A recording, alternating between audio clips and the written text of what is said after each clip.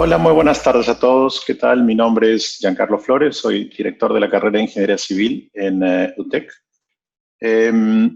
Les agradezco mucho a todos los participantes el estar con nosotros en este momento. El día de hoy continuamos con nuestro ciclo de webinars sobre ingeniería civil en temas relacionados a tecnología, calidad, a concreto en ingeniería civil. Y el día de hoy me alegra mucho tener con nosotros la presencia del ingeniero Fernando Gastañaduy. Él es ingeniero civil, especialista en gestión de calidad aplicada a la construcción civil y en tecnología del concreto y prefabricados de concreto. Ha tenido una maestría en ingeniería civil con mención en geotecnia y construcción. Es miembro del CTN de agregados concreto, concreto armado y concreto pretensado. Y es actual superintendente de gestión de calidad en Distribuidora Norte Pacasmayo.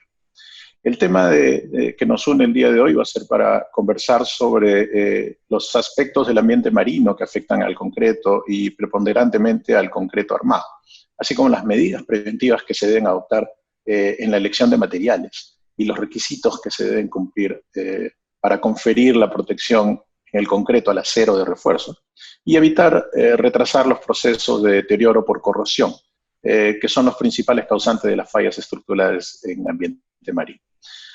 Así es que estamos comenzando ya nuestro segundo webinar de Ingeniería Civil. Muchas gracias a todos por estar acá. Muchas gracias al ingeniero Fernando Gastañaduy. Y sin querer hacer perder más tiempo a todos ustedes, comencemos con el webinar del día de hoy. Muchas gracias.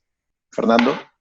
Perfecto, gracias Juan Carlos, o Giancarlo, perdón. Bueno, buenas noches ya a todos. Espero que estén muy bien en casa.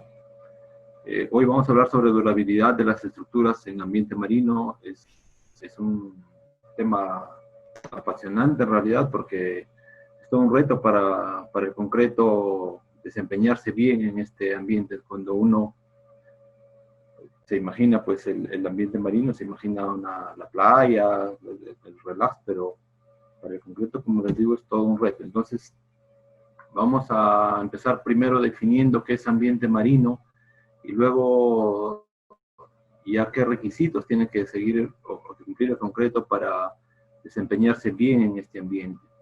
Entonces, el ambiente marino es cuando las estructuras de concreto se exponen al ambiente marino, digamos, tienen diferentes tipos de ataque dependiendo de la zona donde se ubique la estructura. Entonces, está como dividido, digamos, obviamente estas zonas se traslapan unas con otras, pero vamos a imaginamos que se dividen para poder identificar los riesgos a que se expone una estructura. Entonces, tenemos, como se ve acá, una zona enterrada y estructuras que llegan a estar en lecho marino, como pilotes, por decir, que soportan pues, algún muelle o alguna estructura puede estar enterrada. Hay estructuras que están, como su nombre lo indica, totalmente sumergidas en agua, entonces por ahí vamos a ver que el riesgo es diferente. En la zona de mareas hay un riesgo adicional por el oleaje. En la zona de salpicaduras también, pues ahí hay humedecimiento y secado, como veremos más adelante, y eso es como tener congelamiento y deshielo, ¿no? El efecto es parecido. Y luego la zona de atmósfera marina también contempla lo que nosotros le llamamos brisa o niebla marina, también tiene una cantidad elevada de sales. Algunos autores indican que puede ser incluso hasta mayor que el agua misma. Entonces, también las estructuras que están fuera del mar, digamos, y según el reglamento europeo, hasta 5 kilómetros hacia la costa, pueden estar expuestas a estas sales. Entonces es algo que a nosotros sí nos preocupa porque nosotros tenemos, bueno, nosotros en nuestra costa, pues más de 3.000 kilómetros de litoral, ¿no? Nuestras principales ciudades están en ambiente marino, así que y nuestras construcciones principales, digamos, están en la costa.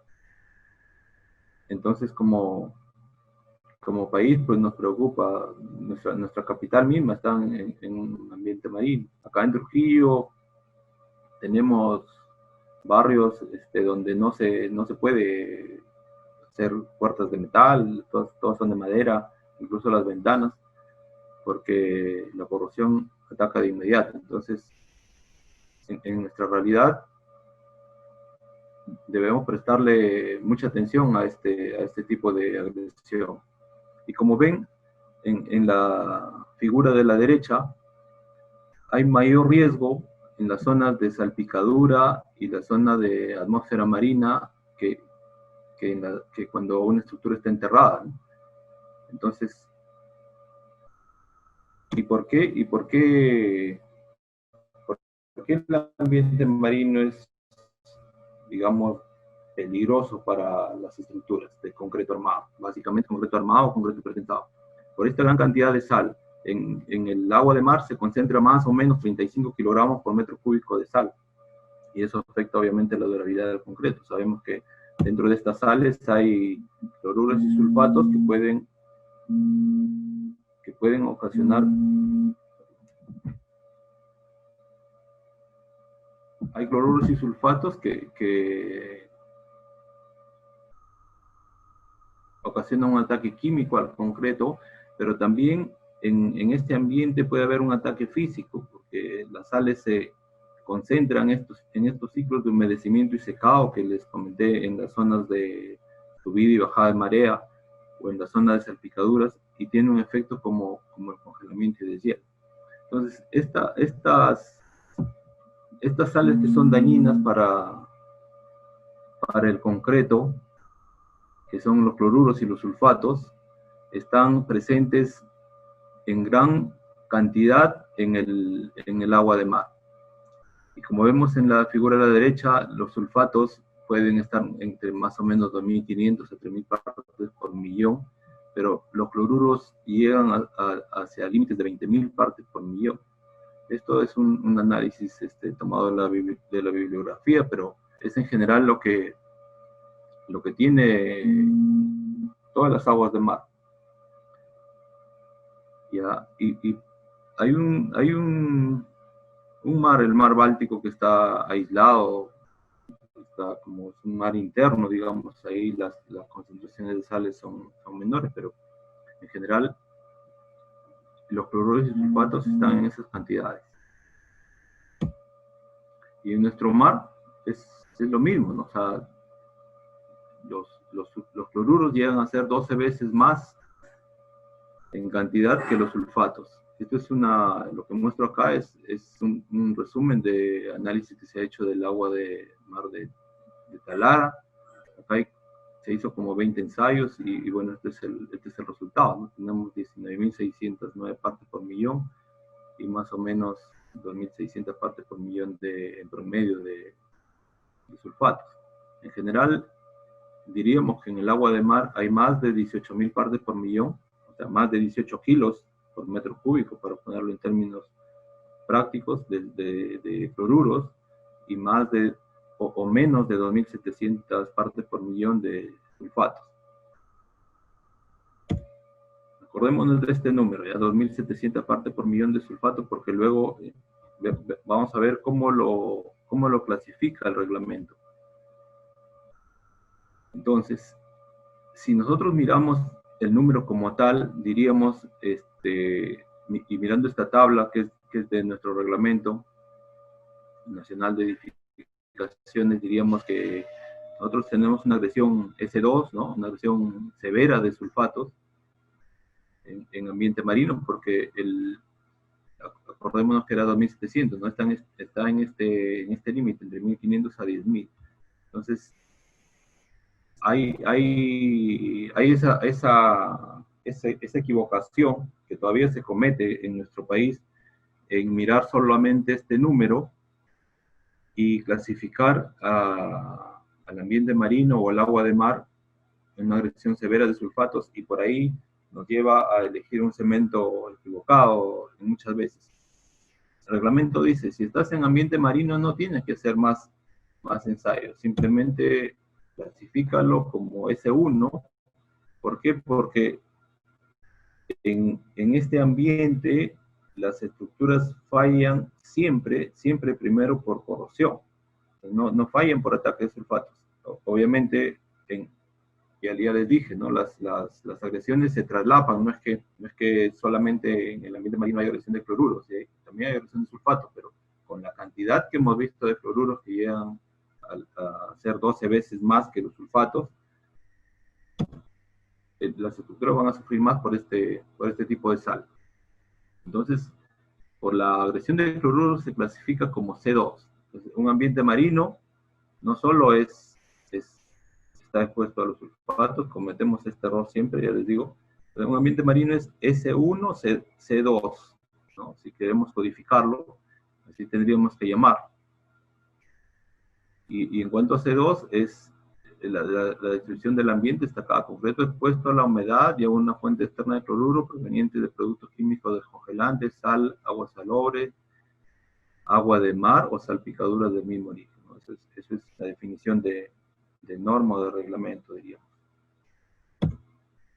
Y por otro lado, el reglamento europeo hace lo mismo, o sea, ni siquiera menciona los sulfatos, ya ven, acá dice clase de exposición y los tipos de proceso de deterioro, solo menciona corrosión por cloruro y corrosión por cloruro, pero sí hace una diferenciación que nuestro reglamento no lo hace, ¿no? O sea, hay una subclase aérea que se llama 3A, sumergida 3B, y en la zona de mareas 3C. Entonces, igual las prescripciones, digamos, para las distintas zonas tienen algo de diferencia, pero en general, si miramos, es parecido a nuestro reglamento. Entonces, digamos que a nivel del mundo, si hablamos de exposición a sulfatos, se considera como moderado. Ya, siempre. Está la norma 060, el ASI 318 también considera a esta exposición moderada y aclara incluso, aun cuando sabemos que el agua tiene más de 1500 partes por millón, ya lo explicamos en la tabla anterior, se clasifica directamente como una agresión moderada, es decir, no tendría yo que ir a hacer análisis del agua de mar para saber si tengo sulfatos o cloruro, ya sabemos, o sea, las aguas de los mares están muy analizadas por todo el mundo y hasta están consideradas así en el reglamento. El reglamento EHS 08 no considera exposición de sulfatos en ambiente marino, ya les dije. Y en cambio, cuando se trata de ataque de sulfatos que provoca la corrosión, como veremos, en todos los casos, la norma 060, el ASI 318 y el reglamento EHS 08 también consideran como una agresión severa. Estamos hablando de que hay que cuidarnos de los cloruros en ese caso. Y bueno, en un ambiente marino no solo hay cloruros y sulfatos, pues a medida que estamos en estas diferentes zonas que empezamos mirando, obviamente cloruros y sulfatos hay por todo lado, pero hay humedad, hay altas temperaturas, ¿no? En la zona de salpicadura, además hay estos ciclos de humedecimiento y secado, que es más o menos tiene el efecto del congelamiento y deshielo. Cuando la estructura se humedece, acumula cierta cantidad de sal, que cuando se seca se van quedando en los poros, en las grietas, en algunas picaduras que vienen apareciendo en un ambiente marino, y eso origina un ataque ya no químico, sino físico, y termina como despostillando, digamos, al concreto, y puede llegar a afectar drásticamente al recubrimiento, ¿no? Hasta llegar al acero y empieza el proceso de corrosión. Luego, en la zona de carrera de la marea, ya sea la marea diaria que se da por la interacción de la Tierra con la Luna, digamos, al menos 2 veces al día tenemos estas variaciones, ¿no? Una sube y una baja. En las tardes ya sabemos que la marea sube. o hay marea también estacional, donde la diferencia es mayor, ¿no? La subida es mayor. Diariamente sube y baja pues 1 metro, 1,5 metros, pero por estaciones hay subidas de, pues, puede ser 3 metros, y eso ocasiona también, además de ciclos de humedecimiento y secado, dependiendo de dónde se ubique la estructura. Hay zonas que las olas son calmas, digamos, pero hay zonas que ocasionan muchos golpes, hay abrasión, erosión, porque esta agua carga arena, carga sólidos, y además, en todos los casos hay una descomposición química del cemento, digamos, además de los sulfatos, hay crecimientos biológicos, hay oxígeno, hay hidróxido, hay CO2 disuelto, y no nos olvidemos también que estamos en el cinturón de fuego, ¿no? O sea, los maremotos, terremotos, el ataque de CO2, en esta zona ya enterrada o sumergida, es mínima porque acá no hay oxígeno, entonces el deterioro acá va a ser muy lento, como vimos en el gráfico anterior. El problema está arriba, ¿no? En la zona de marea y en la zona de salpicaduras, y además en la zona de niebla, pues que ya vimos que es 5 kilómetros hacia adentro, como para recordar, ¿no? Es una ilustración de cómo funciona. Entonces,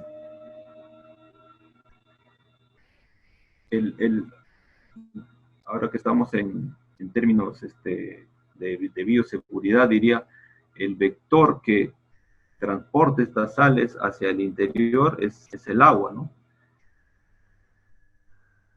Hay una serie de mecanismos, acá menciono los principales. El agua puede llevar las sales hacia el acero por permeabilidad, por succión capilar, por difusión o por migración. Esto puede ser motivo de una conferencia completa para analizar los mecanismos de transporte. Por lo que las medidas preventivas tienen que ser tanto físicas como químicas, como veremos. Y luego vamos a hablar del recubrimiento como una barrera física que tiene que impedir que los, o retrasar mucho, digamos, porque impedir es imposible, pero tiene que retrasar mucho el ingreso de los cloruros hacia el acero. Entonces, hay poros capilares que lamentablemente quedan en el concreto, y dependiendo de las características del concreto y de las prácticas constructivas, estos poros capilares pueden ser muchos y pueden ser muy, muy, muy grandes, o, como veremos, podremos refinar también esta red de poros para alargar la vida de las estructuras, ¿no? Y hay otros poros más grandes, y es más peligroso cuando ya no hablamos de poros, sino hablamos de fisuras, de picaduras, porque estas sí, pues directamente son una puerta abierta para el ingreso de los cloruros hacia el acero de refuerzo. Entonces, ¿qué tenemos que hacer? Como para ir entrando ya a mirar el concreto, ¿no? Trabajamos desde la microestructura hasta los vacíos más grandes. ¿Y qué hacemos? Un poro grande tratamos de refinarlo. ¿Cómo lo hacemos? Veremos luego que eligiendo un cemento adecuado se puede refinar la red de poros, y además teniendo una relación agua-cemento baja. Podemos desconectar los poros.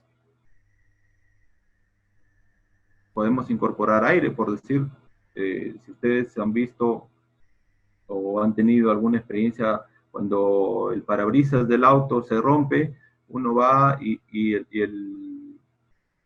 el encargado lo que hace es ponerle un puntito, ¿no? Le hace un punto a la grieta que se ha formado para que ésta no camine. Entonces, más o menos el mismo efecto tiene el aire. Si nosotros le ponemos algo de aire al concreto, estos capilares que van a estar formando encuentran esa burbujita de aire y se van a truncar, digamos, ya no se conectan con la superficie, y eso es lo que tenemos que buscar. Ahora hay en el mercado aditivos que, bueno, todavía no están totalmente aceptados, pero hay aditivos que pueden también eliminar estos poros capilares. Y por otro lado, podemos trabajar en estorbar el camino del agua, ¿no? Con la tortuosidad, y se logra teniendo agregados sanos, agregados densos, digamos. Hay agregados como los agregados calizos, por decir que su porosidad, digamos que tiene una absorción mayor a 2%. Entonces esa porosidad hace que no ayuden a frenar el ingreso de la humedad, y podemos trabajar en eso, ¿no? O sea, desde cuando empezamos a diseñar el concreto tendremos que tener en cuenta qué agregado vamos a utilizar. Y ya ven que no es solo tener un cemento adecuado, se tiene que elegir bien los materiales. Entonces, hasta ahí hemos visto cómo es el ambiente marino, dónde tenemos que cuidarnos, cuántas sales y qué tipo de sales afectan al concreto. Y ahora, ¿qué tenemos que hacer, ¿no?, para que el concreto se desempeñe bien? Pues hay estructuras en ambiente marino que, si lo hacemos bien, duran mucho más que, no sé, estructuras como viviendas que se hacen cerca también, y no se tienen en consideración lo que vamos a revisar ahora. Entonces, el reglamento dice, tienes que elegir el tipo de cemento adecuado. Yo les diría, cambiémoslo, elijamos correctamente cada material que vamos a utilizar en el concreto en ambiente marino, no solo el tipo de cemento adecuado. En el diseño de concreto hay que tener en cuenta, hay dos características básicas que vamos a encontrar en todos los reglamentos, en todas las normas: la relación agua-cemento máxima y la resistencia mínima, el F'(C) mínimo.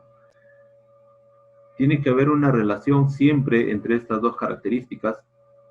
Hay algunas desviaciones que se cometen por ahí, pero el reglamento especifica ambas cosas, ¿no? Especifica relación agua-cemento máxima y resistencia mínima. Yo les diría contenido mínimo de aire también. Hay mucha bibliografía al respecto. Recomiendan colocarle algo de aire al concreto en ambiente marino. Acá no hay, cuando nosotros decimos aire incorporado, de inmediato lo relacionamos con ciclos de congelamiento y deshielo.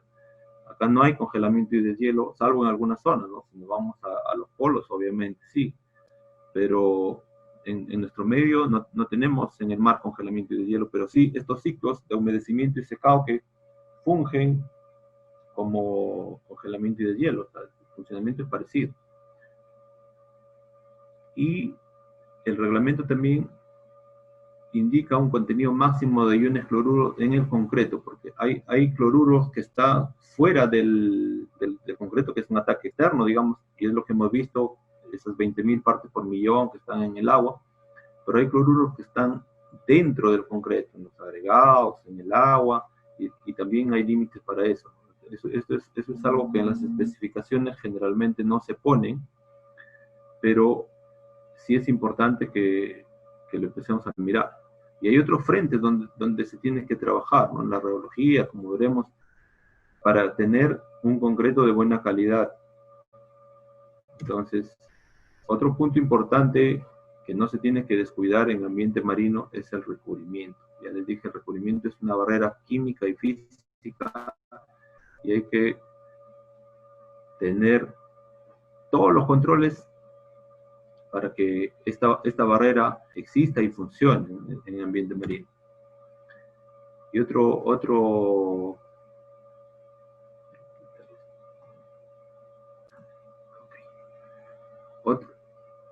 aspecto que complementa un buen diseño de mezclas, que complementa las especificaciones adecuadas en cuanto a recubrimiento, y que complementa una buena elección de materiales, son las buenas prácticas constructivas.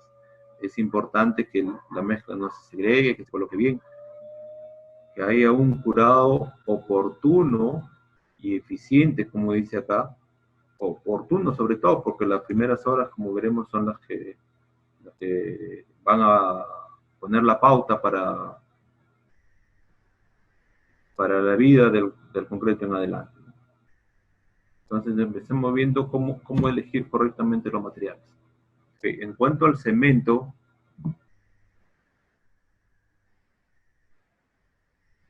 cuando digamos los silicatos, el silicato tricálcico, el silicato dicálcico, entran en combinación con el agua, lo que se genera como reacción es silicato de calcio hidratado, ¿sí? Pero además se genera pues hidróxido de calcio. Este hidróxido de calcio no le hace digamos, ni bien ni mal concreto como tal, pero se queda por ahí y finalmente sale como eflorescencias, algunas manchas ante la presencia de humedad, y eso no se ve bien, pues, ¿no? Pero cuando se usa un cemento Portland adicionado, ocurre lo mismo, ¿no? Entonces ocurre lo mismo, entonces, ¿cuál es la ventaja, no? La ventaja es que, como estos cementos adicionados tienen estas adiciones minerales activas, valga la redundancia, como escoria, puzzolana, por decir, reaccionan en una segunda etapa, después de la reacción del cemento con el agua, y se genera este hidróxido de calcio, o cal, si le queremos llamar en términos más conocidos, y se combina con las adiciones minerales, y de esa combinación nace más silicato de calcio hidratado. Tenemos silicato de calcio hidratado adicional. Este silicato de calcio se aloja en estos poros y refina la red de poros. Entonces, acá ya estamos trabajando en el refinamiento de la red de poros que les mencioné. Entonces, elegir un cemento adicionado tiene ventajas en ambiente marino. Y luego, en el agua de mar, el cloruro, digamos, atenúa un poco la agresión de sulfatos. ¿Cómo se explica esto? O sea, como que es contraproducente. Lo que pasa es que los iones cloruros se combinan con el aluminato tricálcico del cemento, ¿ya? Y forman preponderantemente cloroaluminato de calcio. Esto es, digamos, insoluble, y también se aloja en los poros, y de esa forma ayuda al refinamiento de la red de poros e inmoviliza, ¿no? Y este aluminato tricálcico inmoviliza al cloruro. Entonces, ya no llega al acero, pero a su vez, como se han distraído mutuamente, digamos, ¿no? O sea, el cloruro ha cogido algo de aluminato tricálcico y el aluminato tricálcico inmovilizó al cloruro. Cuando hay un ataque de sulfatos, es al revés, ¿no? En vez de generar, digamos, algo beneficioso para el concreto, la combinación de aluminato tricálcico con sulfato genera generalmente pues etringita, y esta etringita aumenta hasta 200 veces su volumen, y eso ocasiona grietas en el concreto, pero estando distraído, queda muy poco aluminato tricálcico para combinarse con los sulfatos y producir esta etringita. Entonces, esta reacción es prácticamente nula en un ambiente marino, porque ya los cloruros distrajeron. No es que, acá también, no es que el cloruro primero actúa con el aluminato tricálcico y después el sulfato, ¿no? O sea, es a la vez, pero con la cantidad exagerada de cloruros que ya les mencioné, obviamente primero se da esta reacción y queda muy poquito aluminato tricálcico para combinarse con los sulfatos y producir esta etringita. Entonces, el reglamento dice, respecto al cemento, el cemento con contenido mayor de aluminato tricálcico mejora el enlace de los cloruros presentes en el agua de mar, y se permite otros tipos de cemento con mayor aluminato tricálcico hasta un 10% si se reduce la relación agua-material cementante a máximo 0,40. Entonces, como vemos,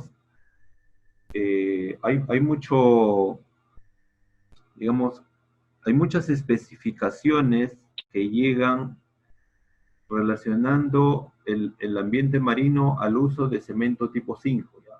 Cemento tipo 5 tiene un limitado contenido de aluminato tricálcico por norma no puede ser más del 5%, pero para cumplir con esa prescripción, obviamente el fabricante pues no lo hace con 5, lo hace con 4, 3.5, ¿no? Entonces, 3.5%, 4% de aluminato tricálcico es muy poquito como para combinarse con los cloruros, ¿no? Y generar este compuesto.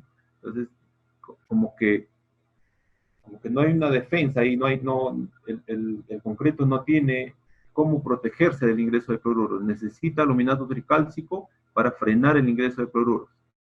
El reglamento dice que se tiene que usar un cemento con aluminato tricálcico mayor. Los cementos, veremos en el reglamento que también está especificado el tipo de cemento. Acuérdense de este S1, ¿no? Si estamos en ambiente marino, el reglamento dice no haga ningún ensayo, de frente clasifica como S1, y los requisitos para un ambiente S1, o sea, una agresión moderada de sulfatos, es relacionado a cemento 0,50, 28 megapascales, y tipos de cemento que se definen acá, dependiendo de la norma, ¿no? Si queremos trabajar con la norma STMC 150, será un cemento tipo 2, pero de moderada resistencia a los sulfatos. Bajo esta norma STMC 595 o en nuestro Perú es la 334090, cualquier cemento que tenga designación MS, o sea, puede ser 1P per MS. Para llamarlo así, se tienen que hacer ensayos y demostrar que el cemento es de moderada resistencia a los sulfatos. Y si trabajamos bajo la norma STMC 1157 o la norma de performance, digamos, el cemento es MS como tal, o HS, porque este HS también tiene un aluminato tricálcico como el del MS. En todo caso, habría que verificar, pero ambos cementos se comportan bien en ambiente marino. Si queremos cumplir estrictamente con lo que dice el reglamento, pondríamos un cemento tipo 2, un cemento con designación MS o un cemento tipo MS como tal. Pero ya les digo, el HS, o sea, acá hay que analizar un poco. Si tiene la suficiente cantidad de aluminato tricálcico, digamos más de 5, es suficiente para frenar el ingreso de cloruro. Y se han construido estructuras en ambiente marino con HS sin ningún inconveniente. No es que haya que despreciar el ataque de sulfatos. Ya les digo, hay 2.700 partes por millón de sulfatos. Entonces, un HS podría ayudar también a esta agresión de sulfatos. Igual que el MS, ¿no? El MS tiene una resistencia moderada a los sulfatos. Estamos en ese tipo de ambiente S1 en cuanto a la elección del cemento, solamente. Y luego hay que elegir bien los agregados también, porque si uno mira al microscopio, una lámina de concreto se distinguen como 3 fases cuando en estos estudios de permeabilidad. Una de las fases es el agregado grueso. El agregado grueso, ya les dije, tiene que ser agregado sano, no puede ser muy poroso porque si no, no va a contribuir a frenar el ingreso de la humedad hasta el acero de refuerzo. Otra fase es la pasta de cemento hidratado y otra es, hay como una zona de transición, ¿no?, que rodea al agregado grueso. Dentro de estas fases, obviamente hay muchas más, pero eso es motivo de otro estudio. Concentrémonos en el agregado grueso. El agregado grueso tiene que ser de baja absorción. Los agregados de alta absorción facilitan el transporte de los fluidos al concreto.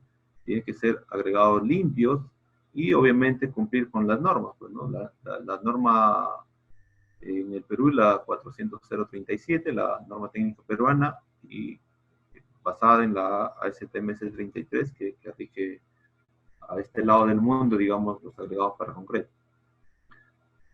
No deben contener tipos de sílice reactiva. Nosotros ya tenemos, acá ya no somos tan prescriptivos, estamos yendo ya a métodos un poco más por desempeño, digamos.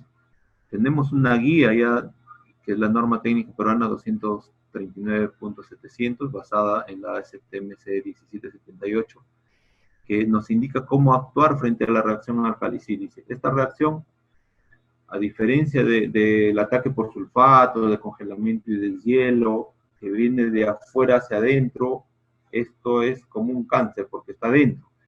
La sílice, algunos tipos de sílice reactiva de los agregados, interactúa con los álcalis del cemento y generan un gel que ante la presencia de humedad incrementa su volumen, ¿no? Ya sabemos, en el ambiente marino hay humedad por todos lados, y este incremento de volumen va a hacer que por fatiga, no es que a la primera vez pues el concreto se vaya a romper, pero en estos ciclos de humedecimiento y secado el concreto llega a fatigarse, y esta presión interna que está sometiendo este producto de la reacción alcali-sílice termina agrietando el concreto. Entonces es muy importante que los agregados sean limpios de este tipo de sílice reactivo. Y luego no deben contener arcillas o cualquier sustancia que favorezca el agrietamiento. El agrietamiento ya vimos que es malazo para ambiente marino, porque va a permitir, ya dije, es como una puerta, es como abrirle la puerta al cloruro para que pase al acero. Hay que elegir muy bien también los aditivos. Los aditivos tienen que cumplir con estas normas.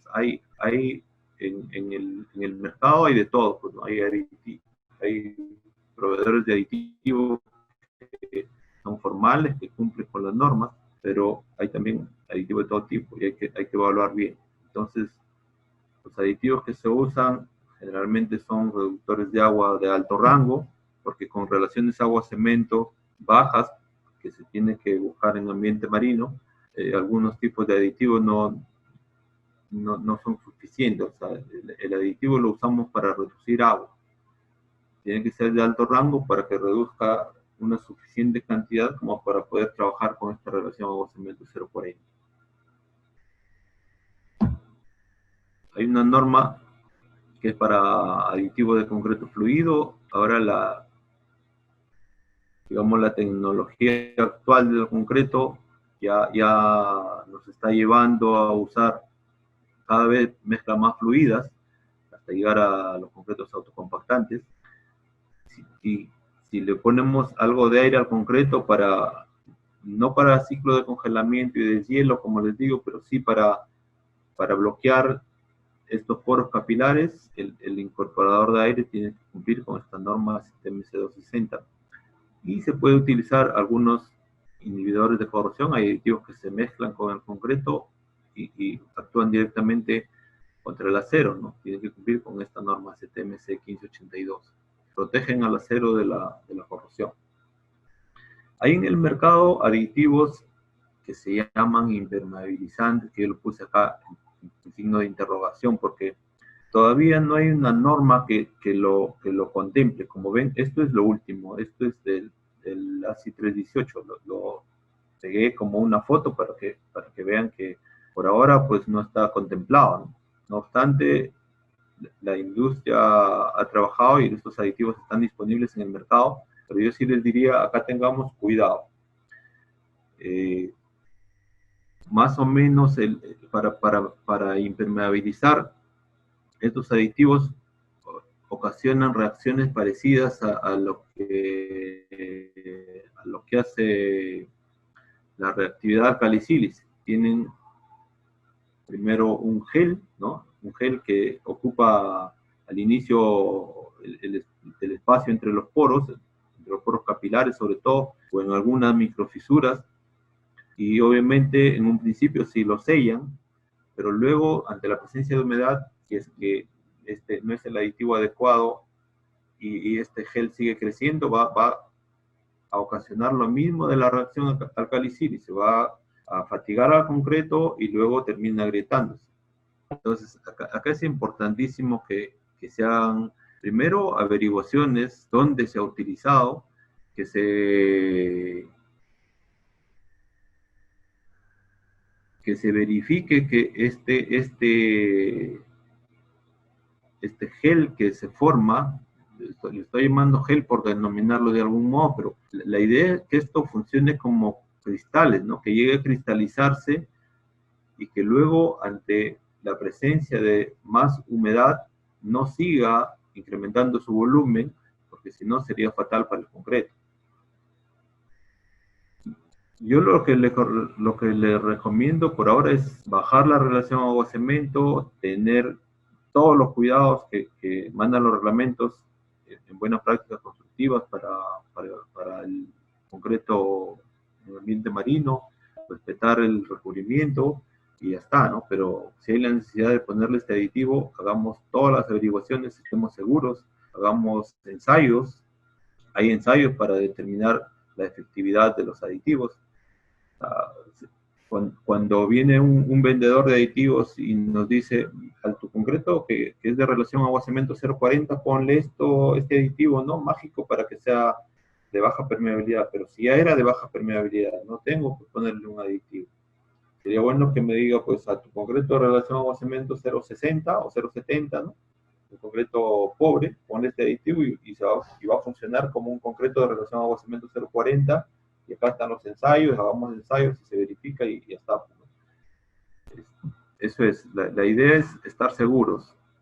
No estamos negándonos al avance de la tecnología, pero estemos seguros de qué le ponemos al concreto, porque puede ser, el remedio puede ser muchísimo peor que la enfermedad.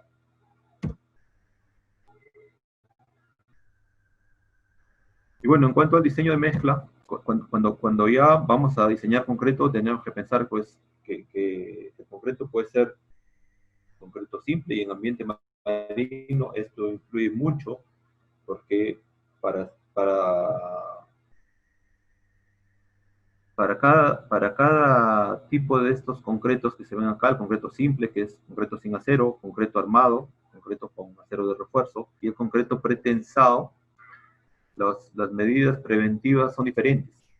Ya, en el concreto pretensado, obviamente es más exigente porque el acero está en estrés y no se puede descuidar para nada acá, porque si no, vamos a tener a este acero que está tenso, comprimiendo el concreto, vamos a tenerlo, es como nosotros, ¿no? Cuando nos estresamos mucho, cualquier enfermedad nos ataca, lo mismo.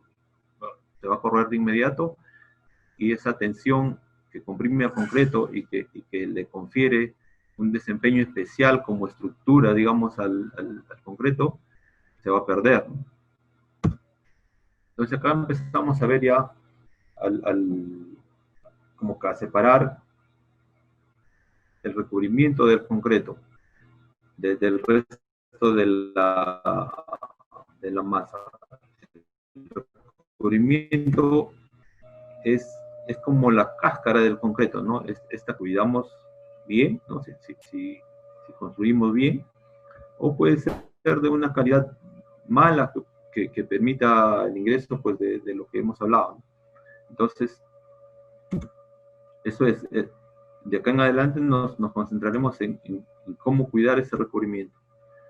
Y bueno, ¿qué dice el reglamento? El reglamento ya esto es repetitivo: usar cemento MS o tipo 2, y acá viene el complemento, ¿no? Como hay mucho más cloruros que sulfatos, además de usar un cemento adecuado, vamos a usar relación agua-cemento 0,40, resistencia mínima 35 megapascales, y lo que les dije que no siempre están en las especificaciones. Contenido máximo de ion cloruro en el concreto, 0,15% para concreto armado y 0,06% para concreto pretensado. Es muy limitado, o sea, los agregados tienen que ser muy limpios de sales, el agua tiene que ser analizada, no todos los materiales cumplen con este requisito para pretensado. Nosotros hemos analizado múltiples canteras y en algunos casos no se cumple con este requisito para concreto pretensado. Si sumas todos los cloruros que aportan los materiales. Entonces la norma dice que cuando incumples tienes que hacer probetas, esperar 28 días, moler esas probetas y volver a analizar, y tienes que cumplir con este requisito. Si no, ya tienes que cambiar alguno de los materiales. Y además, el reglamento recomienda incrementar el recubrimiento en ambiente marino. Entonces, son todas estas prescripciones, como ven. Y hay requisitos complementarios. El ASI 357 dice, en zona sumergida puedes ir a una relación de agua-cemento mayor de 0,45, porque acá, como vimos, hay menor riesgo, ¿no? Pero la resistencia tiene que ser siempre 35 megapascales. Y además, tienes que observar un contenido mínimo de cemento de 356 kilogramos por metro cúbico para garantizar de que la pasta que está rodeando los agregados, la pasta del concreto que va a soportar pues, el ingreso de cloruros y donde buscamos que sea de baja permeabilidad, sea de buena calidad, ¿no? Tenga la calidad suficiente como para comportarse bien en el ambiente marino. Y además dice, si ya tienes más de 415 kilogramos de cemento por metro cúbico, tienes que tomar medidas en campo para evitar el agrietamiento.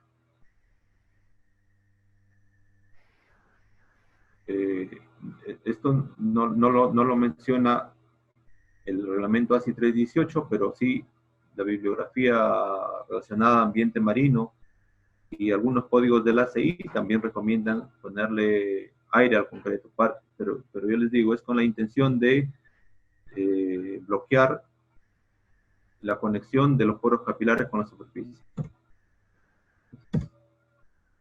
Y ahora, ¿será suficiente la relación agua-cemento? En campo, cuando ya vamos a colocar concreto, nadie está controlando la relación agua-cemento. Lo que hacemos es probetas. Entonces, la relación agua-cemento, así a ojos cerrados, no puede ser el único factor a considerar, principalmente cuando en algunos casos no se guarda relación con la resistencia, ¿no? O sea, vemos especificación ahora mismo, o sea, concreto de 100 kilogramos por centímetro cuadrado con relación agua-cemento 0,40. Es muy fácil lograr eso, ¿no? O sea, a nivel de diseño de mezcla, digamos, como el papel aguanta todo, yo diseño con relación agua-cemento 0,40, pero luego cuando voy a hacer el concreto, lo único que hago son probetas, y si cumplo con esta resistencia baja especificada, ya está, pues cobro la valorización y todos felices, ¿no?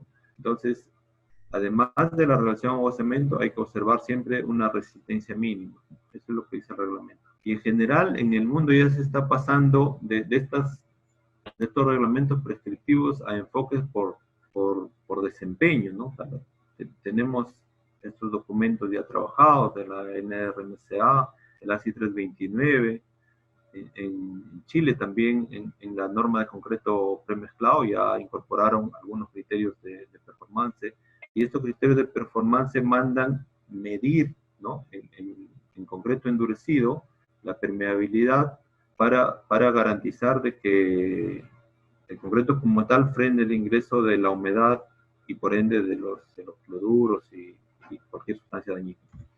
Entonces, ¿se puede predecir la vida útil del concreto?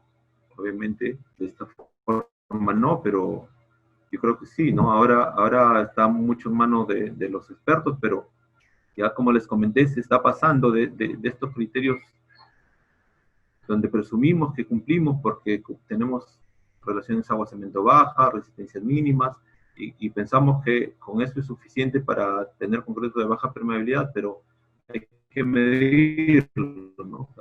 Hay métodos ya mencionamos succión capilar, migración, penetración de cloruros, penetración de agua, perdón, permeabilidad y conductividad. Hay métodos que ya se miden, y bueno, con la ayuda de algunos modelos, se puede llegar a predecir la vida útil de una estructura. Hay pocas estructuras en el mundo, pero ya se construye con predicción de vida útil, ¿no? El Canal de Panamá, por decir, el concreto fue diseñado para 100 años. Entonces, además, podemos trabajar en la radiología del concreto.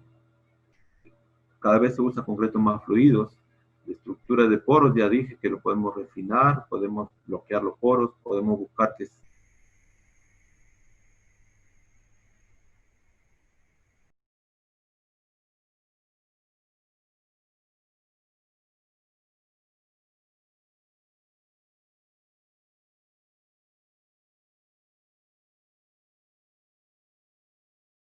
en ese proceso pueden sufrir también fisuras internas y pueden generar por ahí un camino para el ingreso de los cloruros. Y hay que mirar los procesos químicos, ¿no? Elegir bien el cemento a usar y ya está. Si miramos el recubrimiento, ya dijimos, el recubrimiento tiene que ser la cáscara del concreto. Esta cáscara tiene que conferir una protección física, ¿no? Tiene que frenar el ingreso, por lo tanto, tiene que ser de baja permeabilidad, y además le confiere una protección química, porque aloja al acero de refuerzo. Mientras el acero de refuerzo esté en un pH, digamos, entre 12 a 13, está protegido y se forma una capa que le llamamos capa pasiva. Mientras esté con esa capa química, no le va a pasar nada. Una vez que la carbonatación avanza o los cloruros llegan a acercarse al acero de refuerzo, se pierde esa capa, se despasiva el acero y empieza el proceso de corrosión.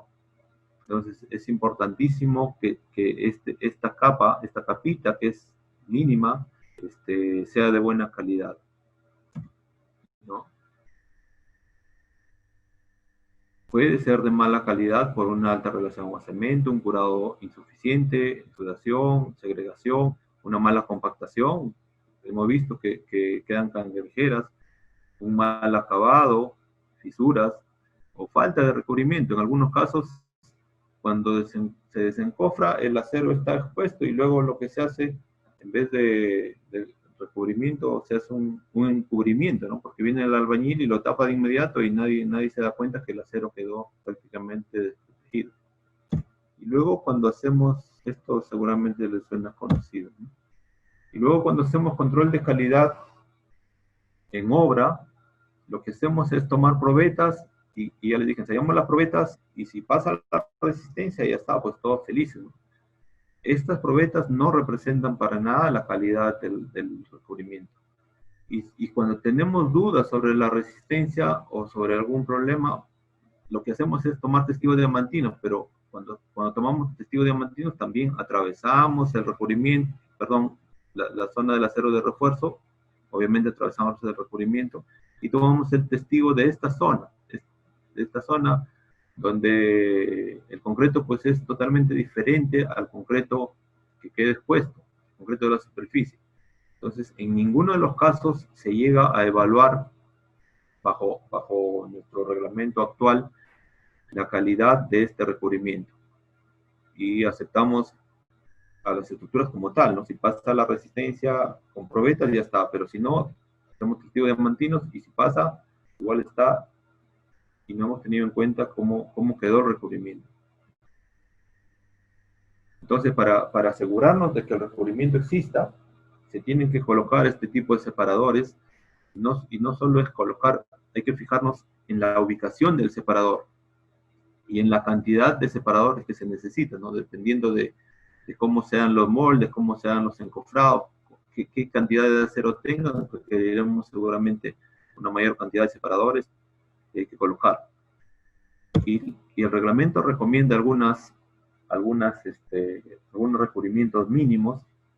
Dice, para el concreto vaciado in situ, mínimo 5 centímetros en muros y losas y 65 centímetros en otros elementos.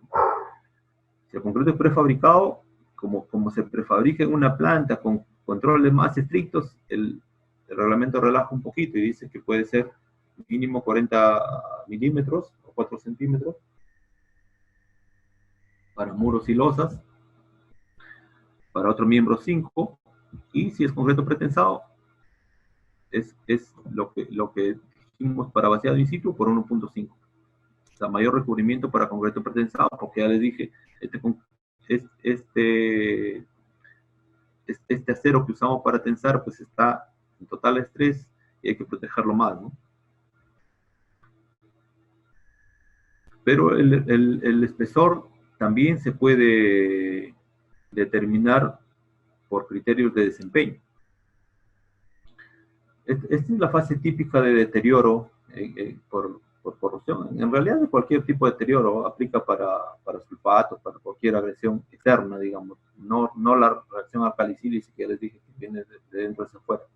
Entonces, hay un periodo de iniciación que es el tiempo que dura en llegar, ¿no? Lo que vaya a agredir al acero desde la superficie hasta, obviamente, donde está la barra de acero.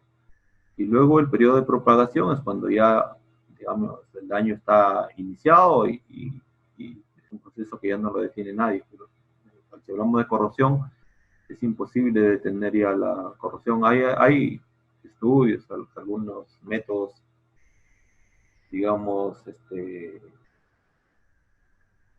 con estos cátodos que podrían un poco, pero depende, podrían paliar, digamos, el daño, pero depende de cuánto haya avanzado, ¿no? No siempre funciona.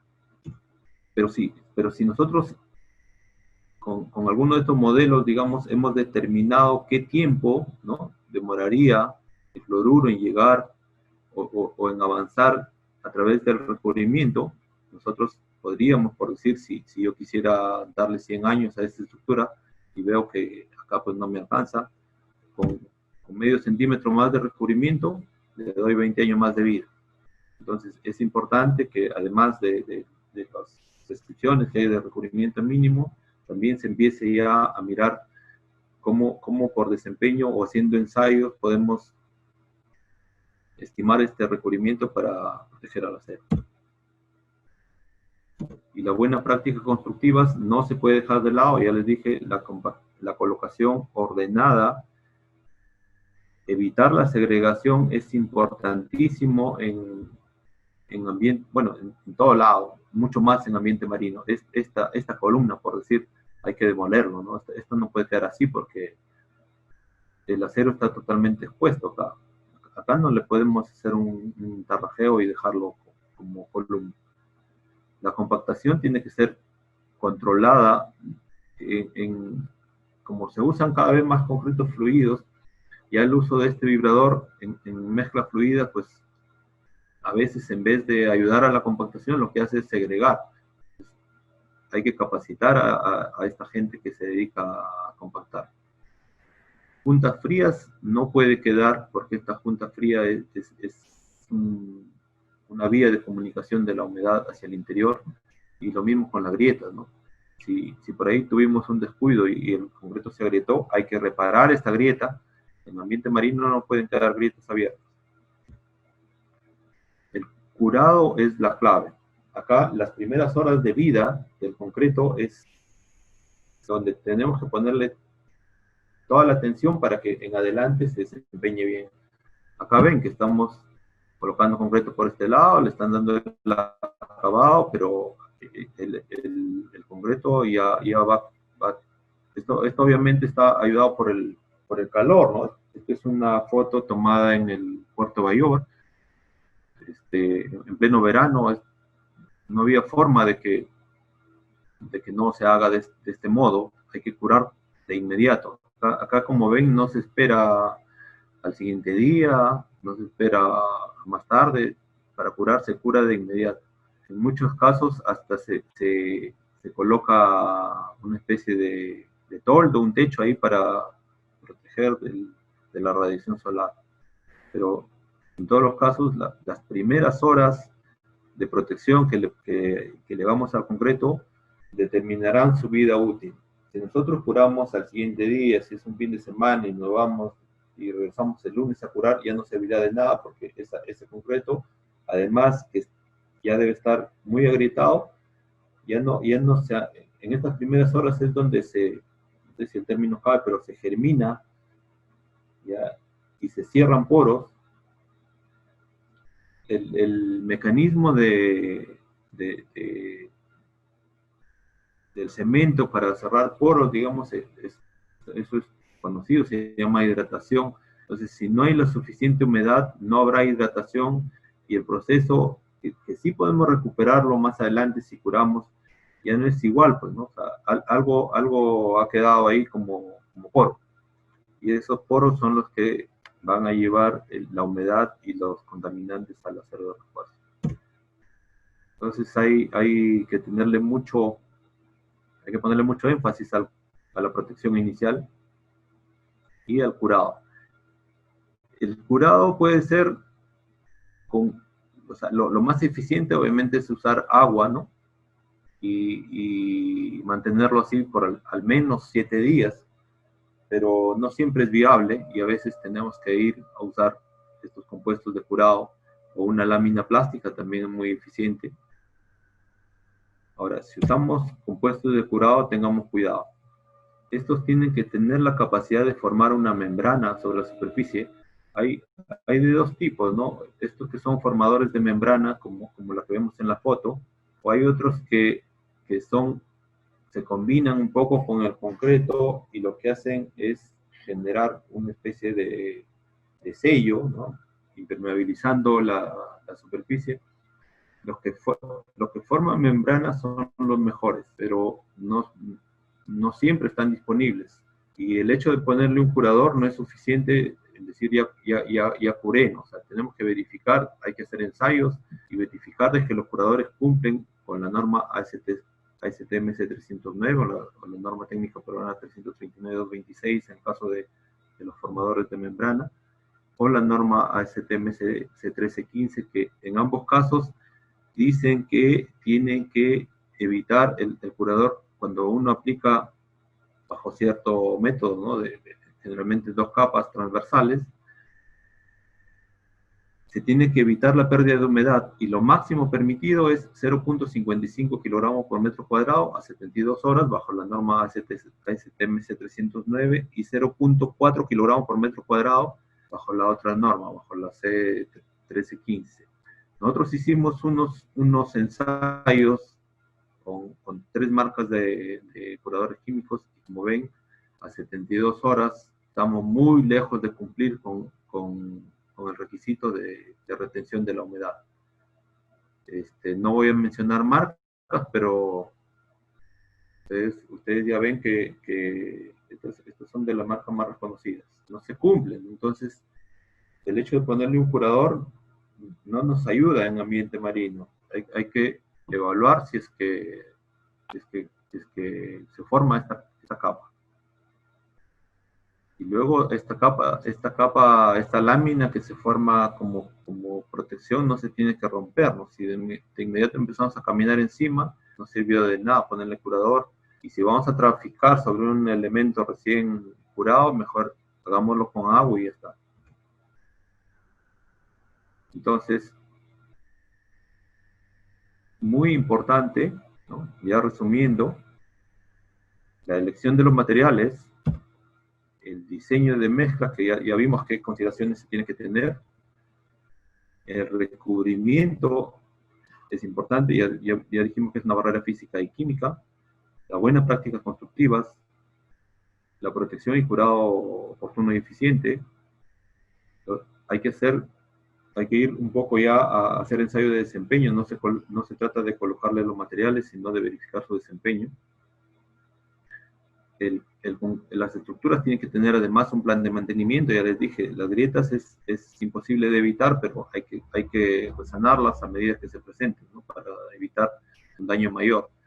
Y obviamente tener especificaciones técnicas adecuadas para ambiente marino es lo mejor. Hay mucho copia y pega, ¿no? Entonces, esto del tipo 5, ya les dije, vienen las especificaciones, no es que al constructor se le ocurre usar tipo 5, vienen las especificaciones. Es importante que los encargados, los proyectistas, los encargados de hacer especificaciones, se pongan interés a esto. Esto ya fue revisado el año pasado en la norma E060, se han incluido varios criterios que cuando se publiquen seguro van a aclarar todas estas dudas que hemos expuesto, pero por ahora todavía se contemplan en algunas especificaciones el uso de cemento tipo 5. O, por otro lado, resistencias bajas con relaciones agua-cemento también bajas, ¿no? O sea, se dice concreto de 21 megapascales con relación agua-cemento 0,40. Entonces, eso no es manejable en ambiente marino. Bueno, acá algunas fotos de obras que ya se han hecho con cemento HS, como ven, Puerto Bayóvar. Ahora mismo se está por empezar a hacer el Puerto Salaberry, el cemento MS, Puerto Paita, el muelle MU2 de la refinería de Talara también se hizo con cemento tipo MS. Y esta es la planta que se está montando para hacer la construcción del puerto de Salaberry ahora mismo, con cemento HS.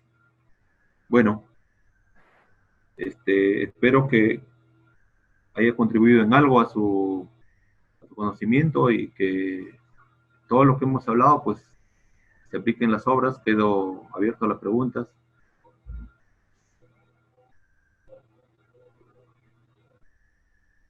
No sé, Giancarlo, ¿tenemos preguntas?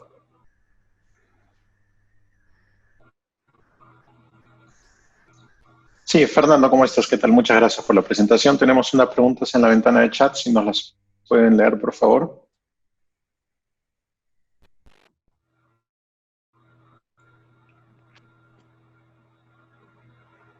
Sí, vamos a leer la primera. Preguntan, para garantizar la durabilidad de una obra en ambiente marino, ¿cuándo debiera iniciarse su mantenimiento y cuál sería la norma o reglamento a aplicar? Ya, el mantenimiento es en realidad un plan de mantenimiento, no es que haya una norma que te diga cuándo tienes que hacer el mantenimiento. El mantenimiento tiene que ser constante en el ambiente marino. O sea, tiene que haber inspecciones y resanes oportunos, porque si no vamos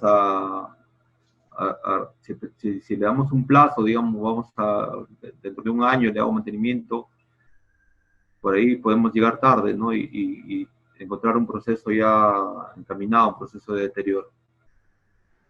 Generalmente la norma que por ahora tenemos para la edificación en el Perú es la de 060. Hay algunos códigos del ACI que se refieren exclusivamente a ambiente marino. Yo les mostré uno acá, que es el ACI 357, ¿no? Acá pueden encontrar directivas no solo especificaciones, digamos, para construir, sino cómo hacer el mantenimiento.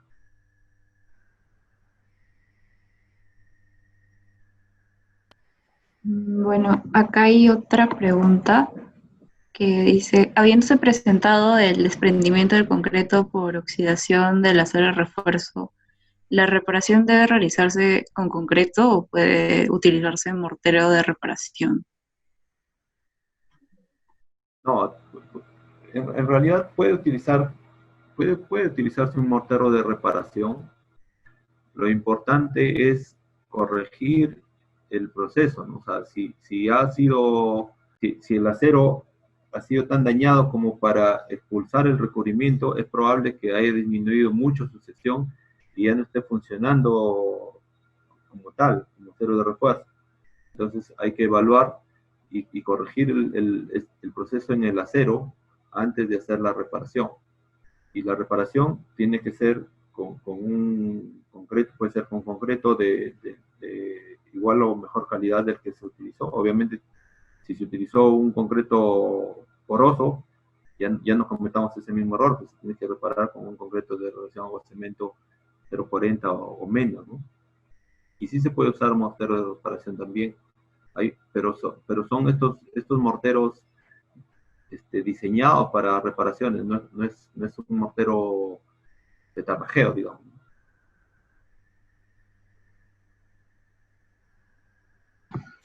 Acá también hay otra pregunta acerca de si recomendaría aplicar algún recubrimiento adicional para proteger el concreto ante el ataque de cloruros y sulfatos. aún cumpliendo el reglamento para la elaboración del concreto expuesto a ambientes marinos? Claro, es que, como les dije, el recubrimiento es prescriptivo, ¿no? Nosotros presumimos o suponemos que teniendo relación agua-cemento baja, ya tenemos una baja permeabilidad y debería funcionar así. No puse en esta presentación, pero nosotros hicimos unas mediciones de permeabilidad al aire en Chiclayo, ¿ya? Y nos dimos con la sorpresa que concretos de relación agua-cemento baja, no por descuidos en el curado o por N factores, no cumplían con ser de baja permeabilidad. Entonces, como los procesos de deterioro de sulfatos, cloruros y todas las agresiones que vengan de fuera, pues, como les digo, vienen de fuera, si le pongo un recubrimiento adicional ya está, pues es suficiente, ¿no? Entonces, pero eso es más costoso, o sea, si he cumplido con el reglamento no debería estar tan preocupado, pero sí es una medida doble de seguridad ponerle un recubrimiento adicional.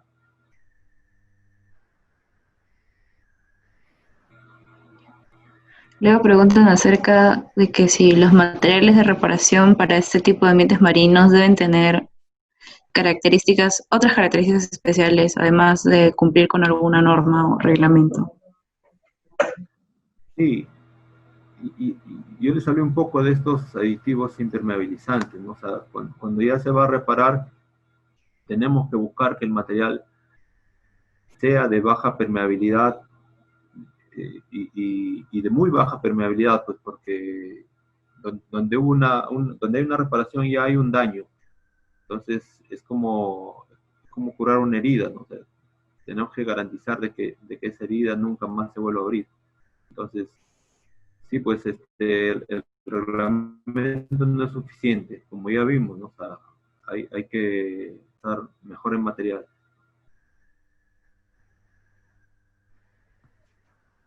Luego preguntan acerca de los métodos para evaluar la permeabilidad del concreto de recubrimiento o cáscara de la estructura.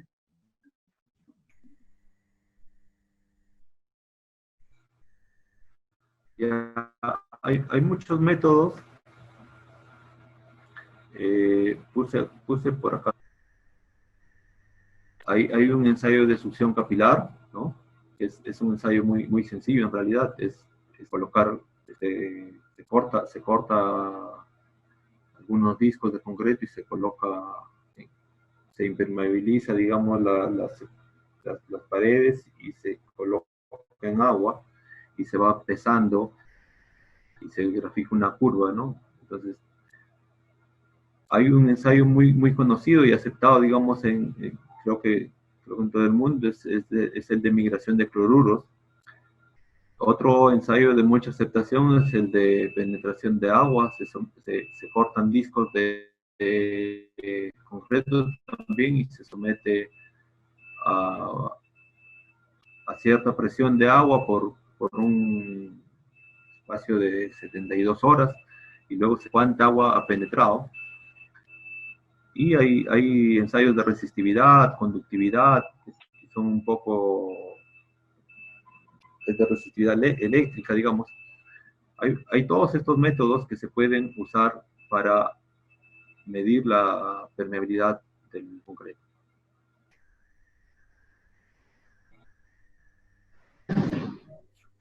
Bueno, también preguntan acerca de que si existe algún valor de asentamiento que sea más adecuado para los concretos en ambientes marinos o si se debe evaluar cada caso. Sí, ya les dije, cada vez se usa concretos más fluidos. Yo les diría, dependiendo qué van a colocar, pues, ¿no? Si se va a colocar concreto en un pavimento, en una losa, ir a mezclas muy fluidas no nos favorece porque las mezclas más fluidas, salvo que tengan pues propiedades autocompactantes y una resistencia a la segregación comprobada, ¿no? Pero las mezclas fluidas también son las más fáciles de segregarse. Entonces, en un pavimento se pueden acumular muchos finos en la superficie que pueden ser perjudiciales para para el pavimento. Entonces luego los finos, así como el agua, son los principales causantes de las contracciones, ¿no? Y luego de las grietas, obviamente. Entonces, si voy a hacer un pavimento, yo diría el asentamiento ideal es de 4 a 5 pulgadas de asentamiento. Pero si voy a hacer una columna, si vamos a vaciar una viga grande, el concreto que mejor se comporta es el más fluido. Y si podemos usar concretos autocomportantes, mucho mejor, porque van a cerrarse más, los poros quedan más cerrados. No dependemos mucho ya del operario, digamos, para que en una esquina el material quede bien compactado, sino tenemos la ayuda del concreto fluido, ¿no? Si es autocomportante, mejor. Pero yo les digo, depende del elemento que se va a vaciar.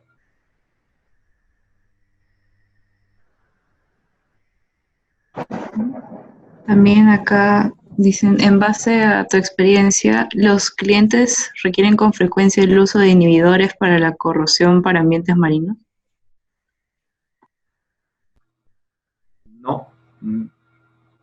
No, no es muy frecuente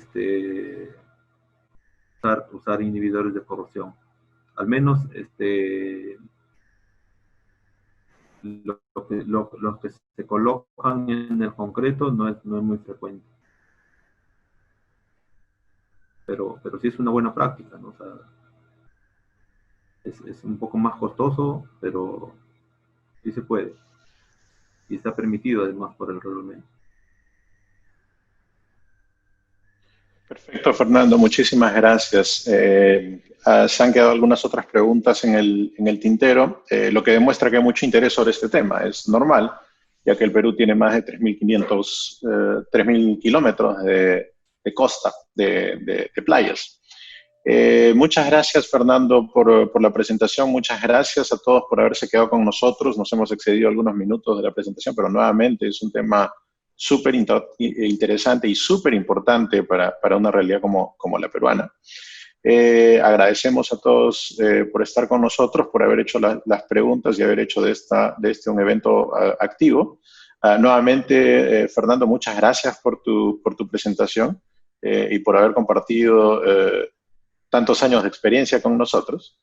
En este momento cerramos este segundo webinar de Ingeniería Civil y yo los invito, en 2 semanas vamos a tener nuestro siguiente evento en el que vamos a hablar de innovación en la ingeniería civil para la reactivación de la construcción, a cargo del ingeniero Vilcapoma.